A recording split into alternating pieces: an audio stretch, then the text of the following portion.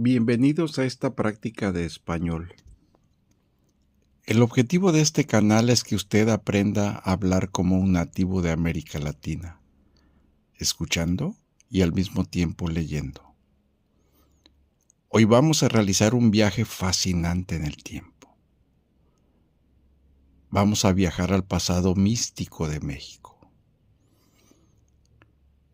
Si así lo prefieres, ponte tus audífonos, concéntrate en mi voz mientras haces tus actividades, o al mismo tiempo puedes ir leyendo. No necesitas traducir cada palabra al inglés. Solo relájate, escucha y disfruta de la historia. Recuerda que la constancia es una de las claves para lograr el éxito en cualquier actividad. Disfruta. Capítulo 1. El misterio de Aztlán.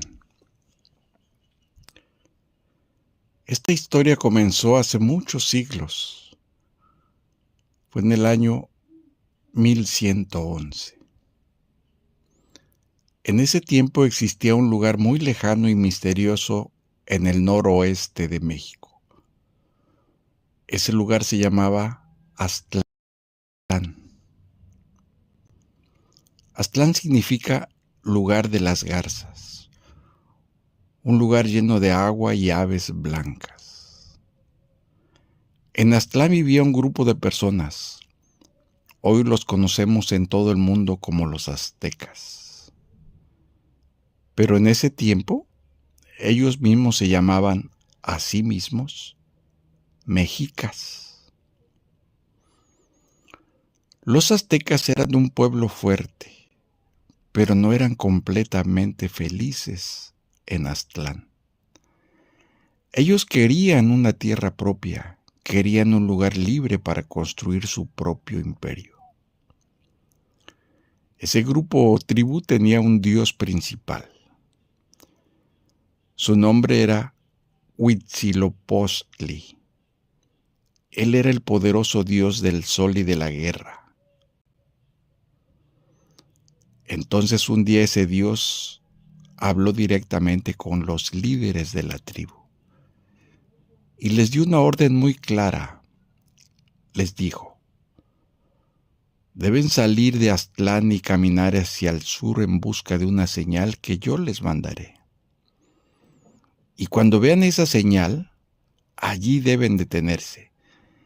Y allí deben construir su gran ciudad. Allí será su imperio. Entonces los aztecas preguntaron: ¿cuál sería esa señal divina? Y su dios Huitzilopochtli respondió: donde vean un águila sobre un nopal, ahora sabemos que es un cactus, y esa águila deberá estar comiendo una serpiente. Sí, el águila debería estar devorando a la serpiente con mucha fuerza, mientras la sostiene entre sus garras. Allí deberían establecer su gran imperio, el imperio azteca. Capítulo 2. El éxodo y la señal del lago. El viaje de los aztecas no duró semanas, tampoco duró meses. El viaje duró más de 200 años. Fue una caminata de varias generaciones. Los abuelos que salieron de Aztlán murieron en el camino, y los niños que nacieron durante la marcha se convirtieron en los nuevos líderes. Durante más de 2 siglos, la tribu vivió caminando. No tenían casa fija. Se establecían en un lugar por años para sembrar maíz. Además, las raíces y los animales que cazaban eran su alimento.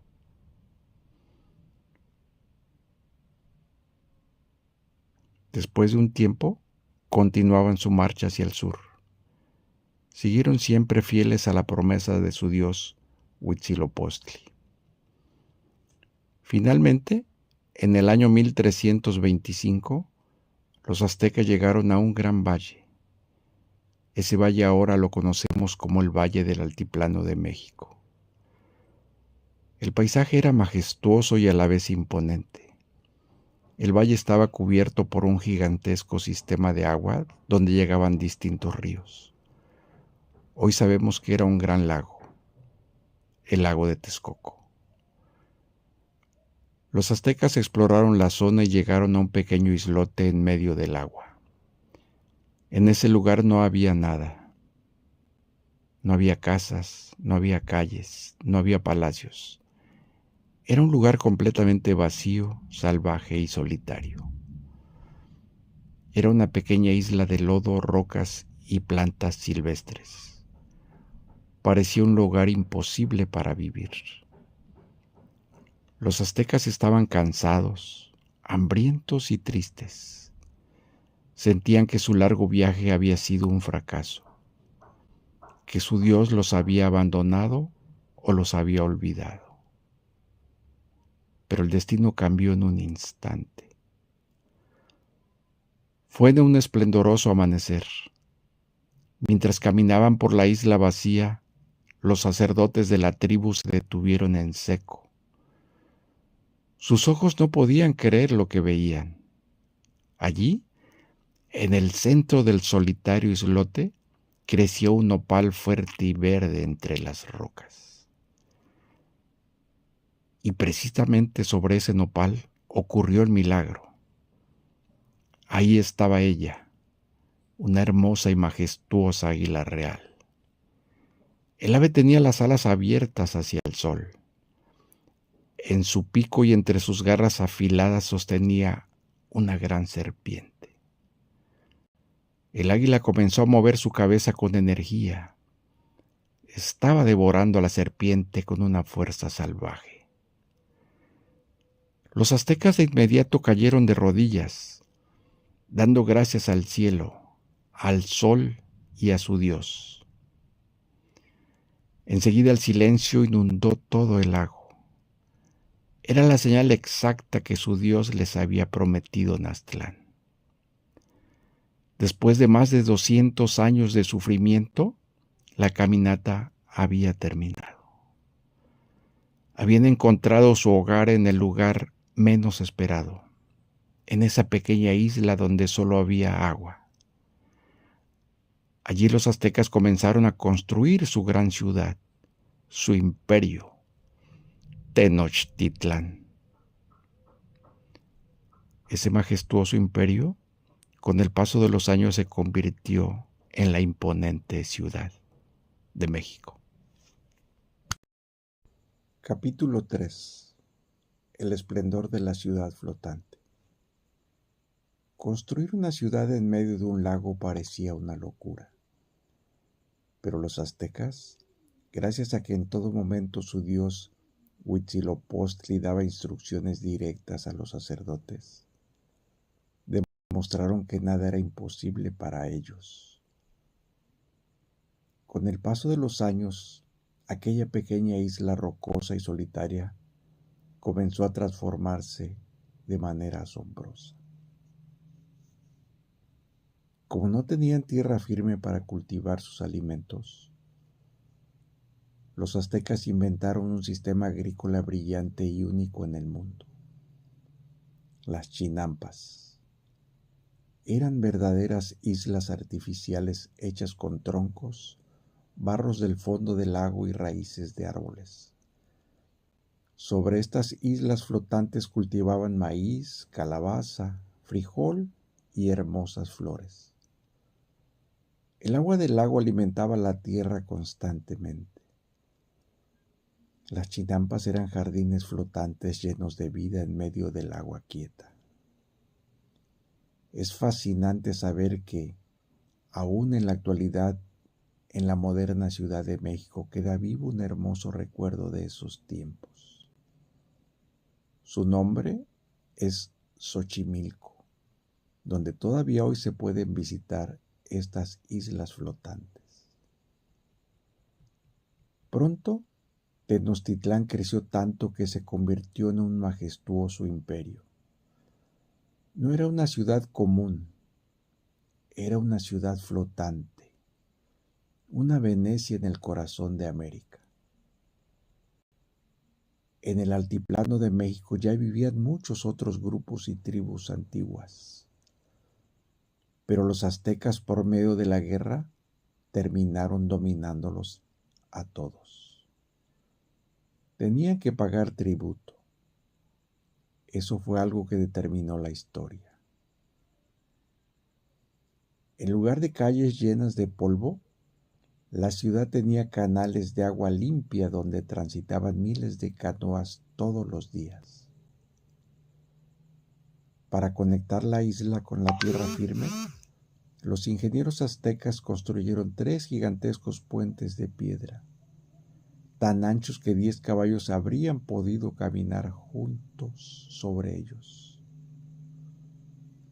En el centro de la ciudad se elevaba el Templo Mayor, una pirámide imponente que parecía tocar el cielo.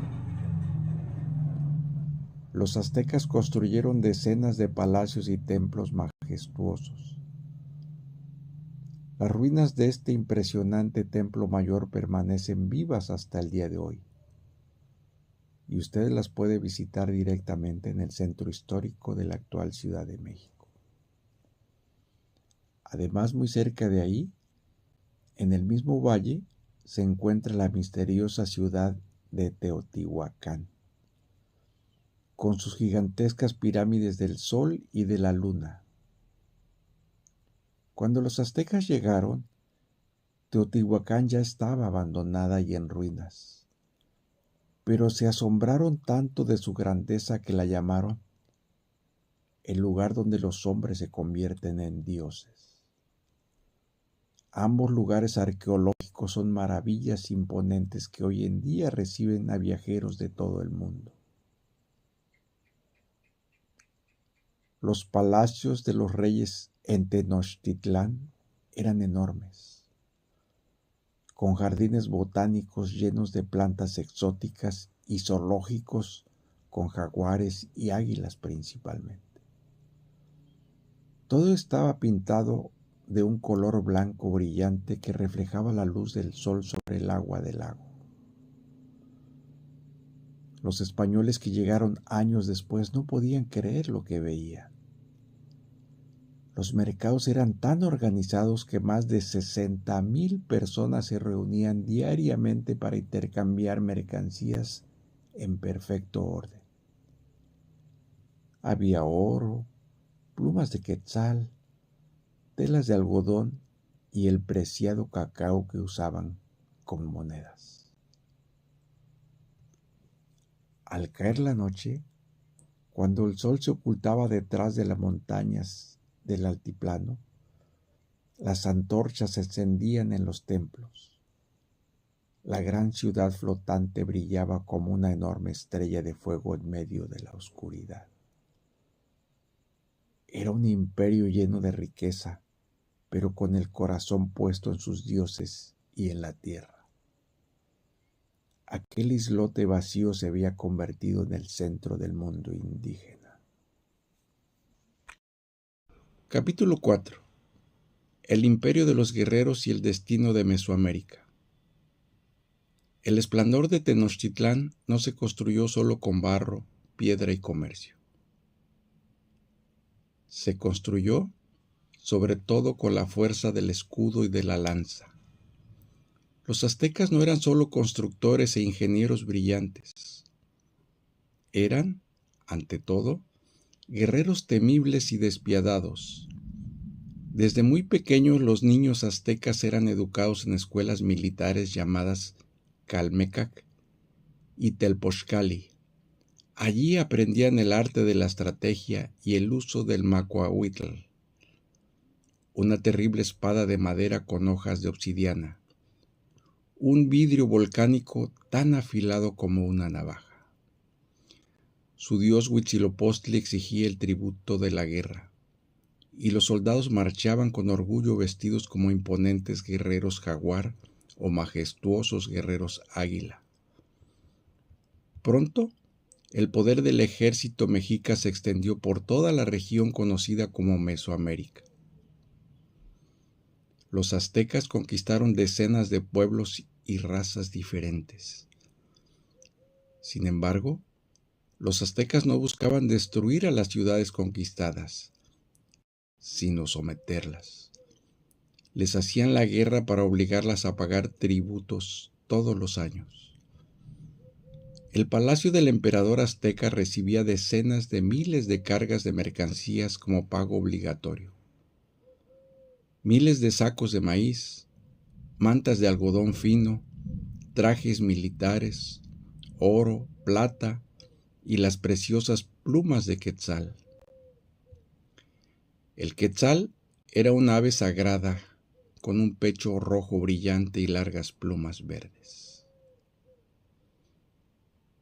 Aunque hoy en día ya no es considerada sagrada, esta hermosa ave todavía existe en las selvas del sur de México y principalmente en Guatemala. Para los aztecas sus plumas eran un símbolo de la realeza y valían mucho más que el oro. Si un pueblo se negaba a pagar, el ejército azteca marchaba y destruía sus templos. Esta opresión sembró un gran odio en el corazón de Mesoamérica.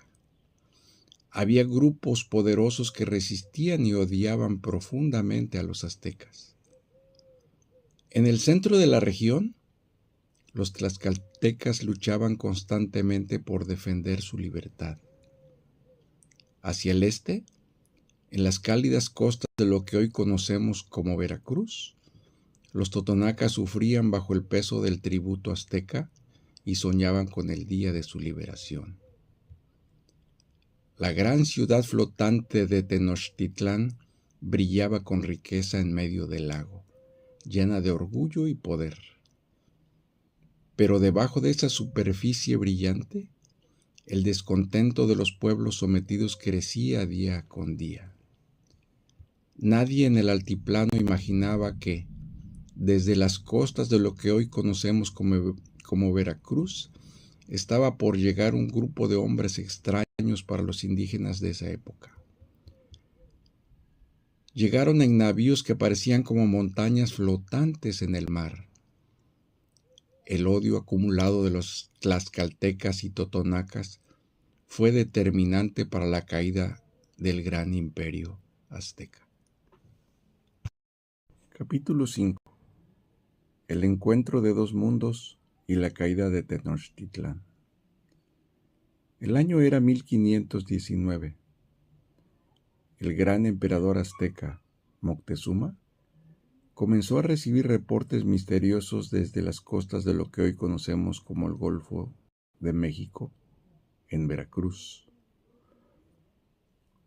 Los mensajeros hablaban de extrañas montañas flotantes en el mar, que hoy sabemos se trataba de navíos, y de hombres blancos con barbas largas. Además, describían que estos hombres venían vestidos con ropa de metal brillante que cubría por completo sus cuerpos, y que viajaban montados sobre animales de 4 patas y gigantescos. Esos animales nunca antes vistos en estas tierras eran caballos.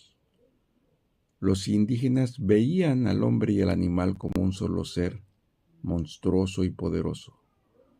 Los reportes también hablaban de armas terribles que arrojaban fuego, humo y hacían un ruido espantoso que parecía el trueno de un dios.